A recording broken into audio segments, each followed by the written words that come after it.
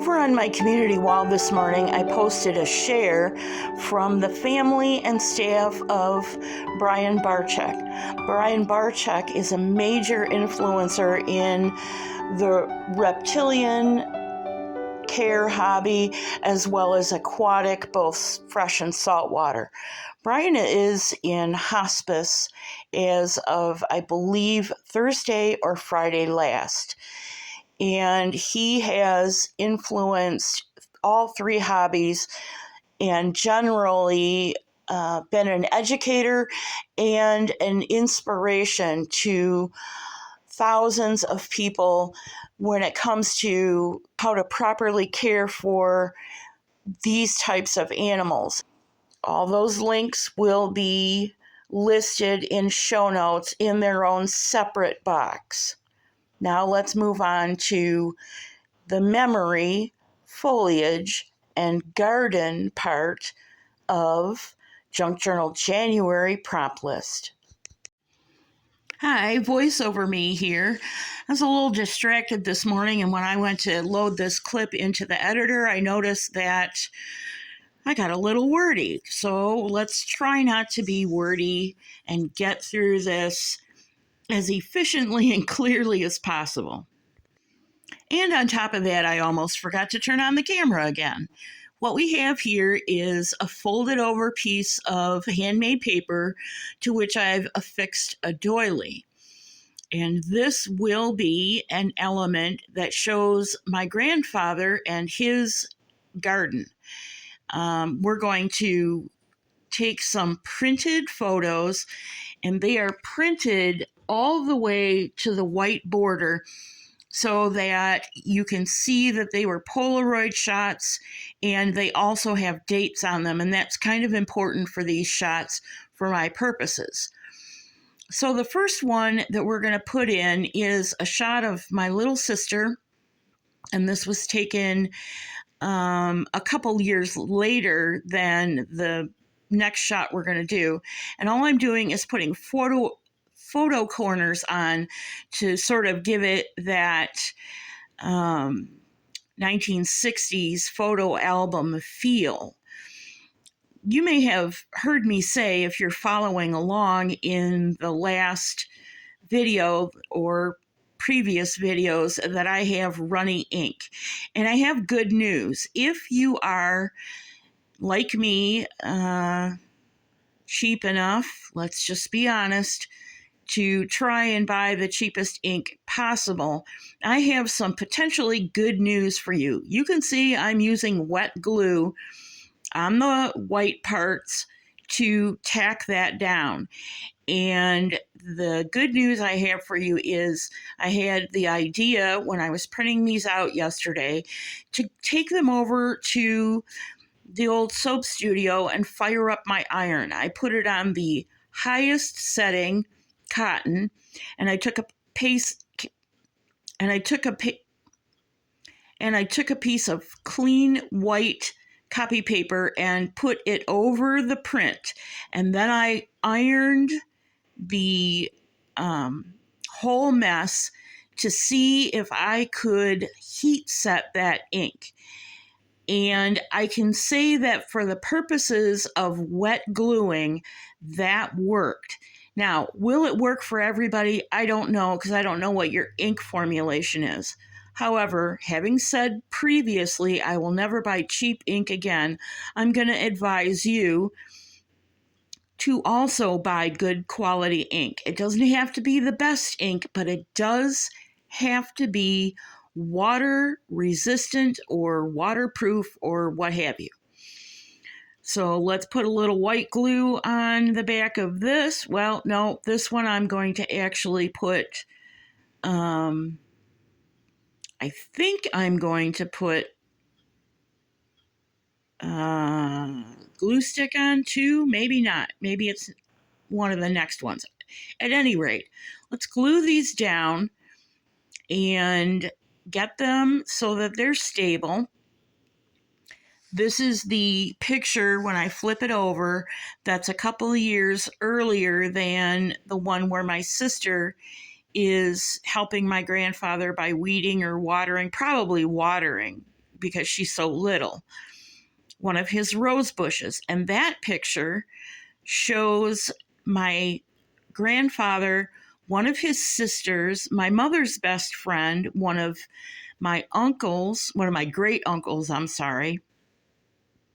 so one of his brothers, and part of his beautiful garden. I just bet you can't see that garden element at all right there. And then behind the people in the picture, there's another house, and that's where one of my great aunts lived. Two of my great aunts lived with two of my cousins who are also in that shot.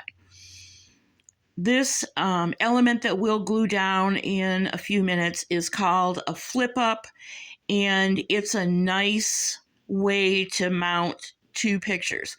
Now, right under my fingers is a print of a fern, and that's my grandfather in front of my mother's garden. I'll talk about the print of the fern in a second. This is the one where I use both wet and glue stick.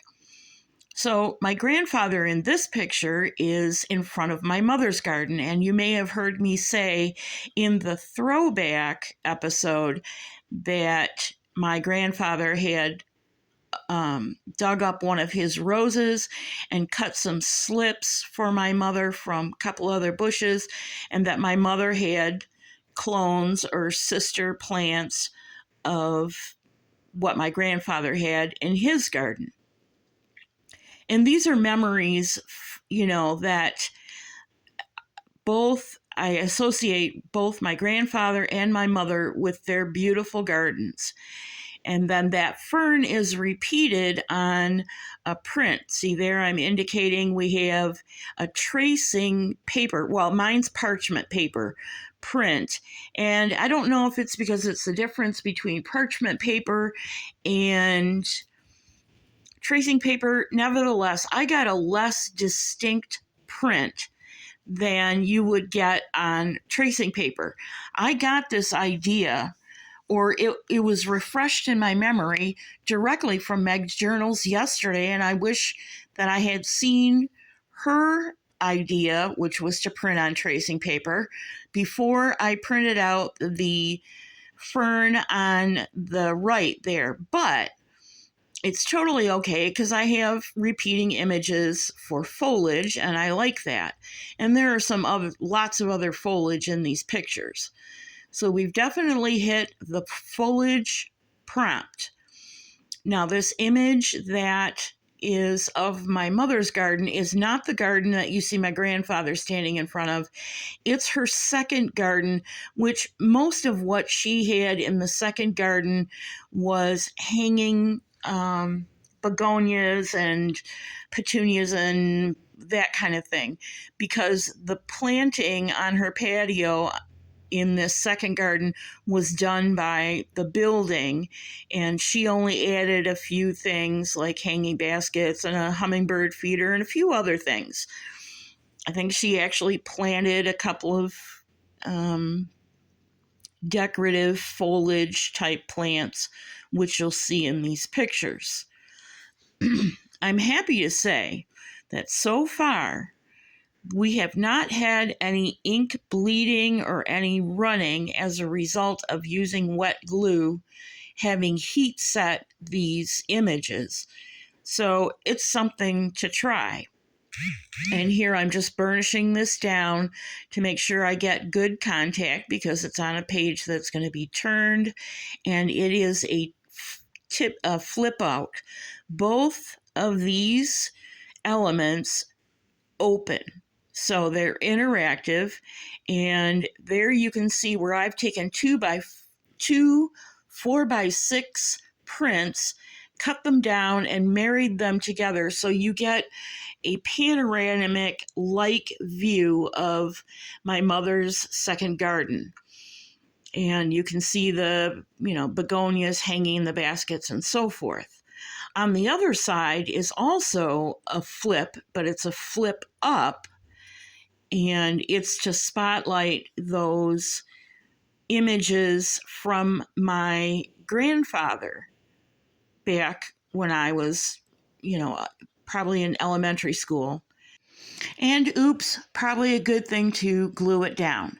So I also have said, if you've been following along my Junk Journal January series, that I didn't know when I started out what this book would be. I'm kind of a pragmatic person, and when I make these books, I like for them to have a purpose. And I'm now thinking through the prompts and what I want to show on these prompts as my interpretation. I'm now getting the idea that this book might be a trial layout book for a family album. And I have not started the family album, even though I've talked about it for years on this channel and to my family and so forth. I think the reason is because the family album spans 3 generations down to current day. And I am, it's a big project. And I think maybe the size and scope of the project sort of, I don't want to say intimidated me, but certainly, I didn't have a real clear idea how to start. So this book, part of this Junk Journal January book, will serve as a reference for layout ideas for some of the pictures and some of the things I want to be sure that I include in the family album. So let's weight that down and let it dry. And I have some examples from a couple of years ago of prints that I did on tracing paper. Okay, let me move some stuff temporarily. I have several of these prints, more than what I thought. And I'm just going to show you the first one. I'll put a piece of white paper underneath it. It's very translucent, as you can see. And this is tracing paper. So you can see, you get a better image, in my opinion, if you print on tracing paper versus parchment paper. Nothing wrong with printing on parchment paper, but it's not going to be as sharp for things like, a steampunky kind of gear background. So here's what it looks like in black and white. Pretty crisp. This is again on tracing paper. It's pretty crisp. It shows detail very well. So this is a technique you might want to try if you're stuck for ideas on translucent or transparent. Again, I'll leave you links to Meg Journals. First one will be this video she did in show notes.